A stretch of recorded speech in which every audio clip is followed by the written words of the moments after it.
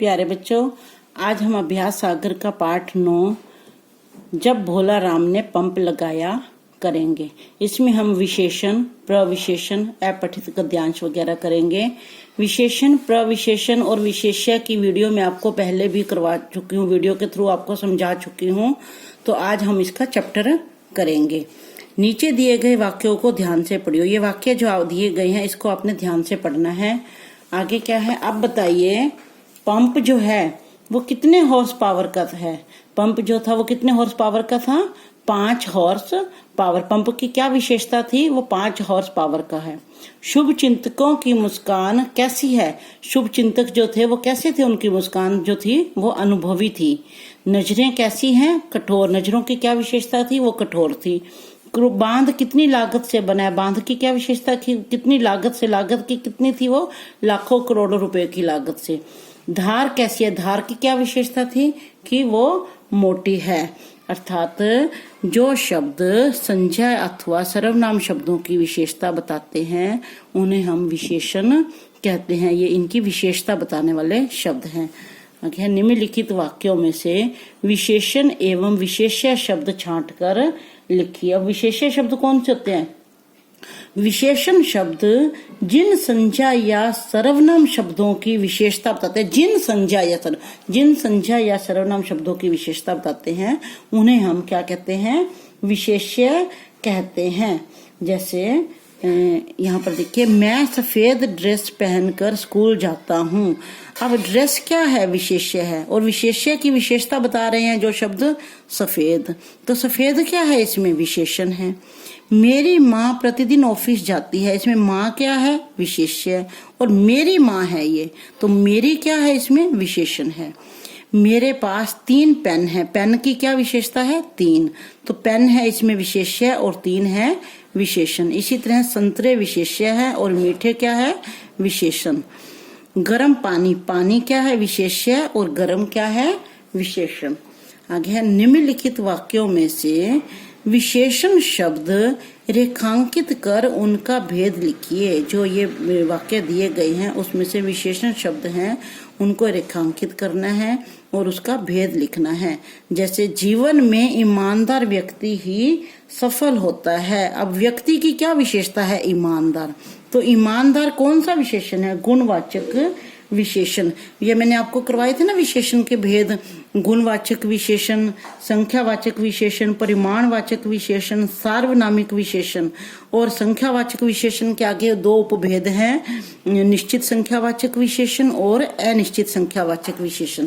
इसी तरह से परिमाणवाचक विशेषण के भी 2 उपभेद हैं, निश्चित परिमाणवाचक विशेषण और अनिश्चित परिमाणवाचक विशेषण। अब ये गुणवाचक विशेषण है। व्यक्ति की क्या विशेषता है? कि वो गुण ईमानदार है। ईमानदार क्या है? उसका गुण है। तो गुणवाचक विशेषण कौन से होते हैं? गुण, दोष, रंग, दिशा, आकार, अवस्था, स्थान, गंध आदि का बोध कराने वाले जो शब्द होते हैं वो गुणवाचक विशेषण होते हैं। इसी तरह से आगे है, उसका घर 4थी मंजिल पर है। अब 4थी मंजिल क्या है? निश्चित संख्यावाचक विशेषण। तो यानी कि किसी निश्चित संख्या की विशेषता बताने वाले विशेषण के शब्दों को हम निश्चित संख्यावाचक विशेषण कहते हैं। मेरी माँ बाजार गई है। अब इसमें क्या है? मेरी माँ, मेरी क्या है? सार्वनामिक। जो सर्वनाम किसी संज्ञा से पहले आकर, जो सर्वनाम शब्द किसी संज्ञा से पहले आकर उसकी विशेषता बताते हैं उसे सार्वनामिक शब्द कहते हैं। आगे है, रोहित की कमीज में 2 मीटर कपड़ा लगा है। अब 2 मीटर कपड़ा क्या है? परिमाणवाचक विशेषण। निश्चित परिमाण, 2 मीटर, 2 है तो निश्चित परिमाणवाचक विशेषण है। ऐसे ही आगे है,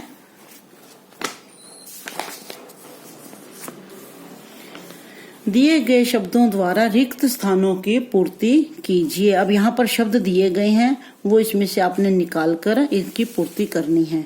आगे जैसे विशेषण की विशेषता बताने। अब हम आगे क्या था, जैसे मैंने आपको विशेषण करवाया था, विशेष्य करवाया था और प्रविशेषण करवाया था।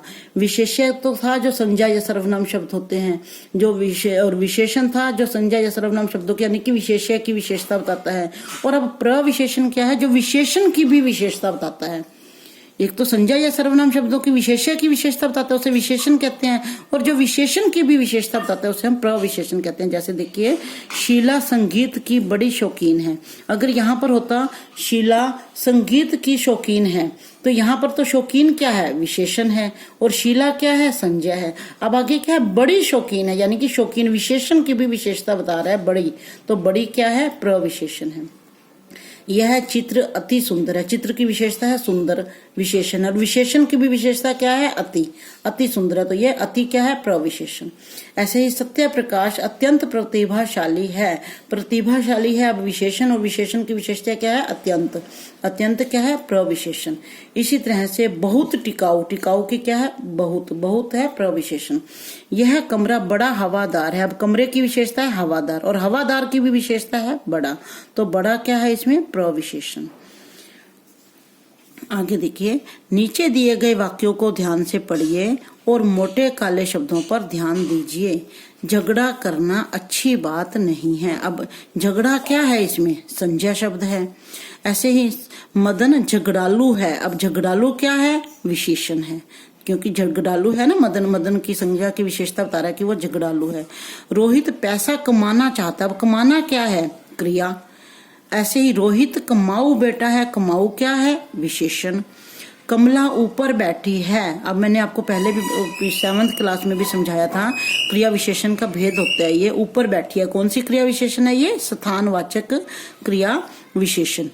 आगे क्या है, कमला ऊपरी मंजिल पर रहता है। ऊपरी मंजिल, ऊपरी मंजिल, मंजिल की क्या विशेषता है कि वो ऊपरी है, तो यहाँ पर क्या है, ऊपरी विशेषण। आगे है, विशेषण शब्दों की रचना संज्ञा, सर्वनाम, क्रिया व अव्यय शब्दों से किए जाती है। अब संज्ञा शब्द भी आपको पता है, सर्वनाम भी पता है, क्रिया भी पता है। अव्यय शब्द, अव्यय शब्द कौन से होते हैं, अव्यय शब्द ऐसे होते हैं जिनके ऊपर मेल फीमेल यानी कि लिंग या वचन का, काल का, कारक का कोई भी असर नहीं पड़ता। ऐसे शब्दों को हम अव्यय शब्द कहते हैं। आगे क्या है, नीचे दिए गए शब्दों से विशेषण शब्दों की रचना कीजिए। अब ये शब्द दिए गए हैं, इससे हमने विशेषण शब्द बनाने हैं। जैसे अर्थ का क्या बन गया विशेषण, आर्थिक। इतिहास, ऐतिहासिक। परिवार, पारिवारिक। लालच, लालची। जहर, जहरीला। नमक, नमकीन। अब सर्वनाम शब्दों से विशेषण शब्दों की रचना कीजिए। पहले संज्ञा शब्दों से थी, अब सर्वनाम शब्दों से थी। यह का क्या बन जाएगा विशेषण, ऐसा। आप, आपसा। वह, वैसा। कौन, कैसा। तुम, तुमसा। जो, जैसा। अब है क्रिया शब्दों से विशेषण की रचना। क्रिया क्या है, भागना। भागना क्रिया है, इससे विशेषण क्या हो जाएगा, भगोड़ा। पढ़ना, पढ़ाकू। बेचना, बिकाऊ। बनाना, बनावटी। खेलना, खिलाड़ी। आगे, अगला। अब क्या है, अव्यय शब्दों से। अब अव्यय शब्दों से विशेषण की रचना करनी है। अव्यय शब्द है जैसे पीछे, पीछे का विशेषण क्या है, पिछला। बाहर, बाहरी। भीतर, भीतरी। नीचे, निचला। आगे, अगला। सतह, सतही।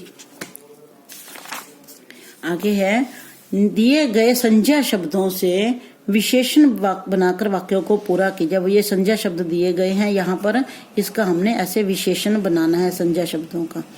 और आगे, निम्नलिखित गद्यांश को पढ़कर नीचे दिए गए प्रश्नों के उत्तर लिखिए। ये आपने गद्यांश अच्छी तरह से पढ़ना है और इनके प्रश्नों के उत्तर देने हैं। प्रश्न नंबर 14 देखिए, आओ दोहराएं।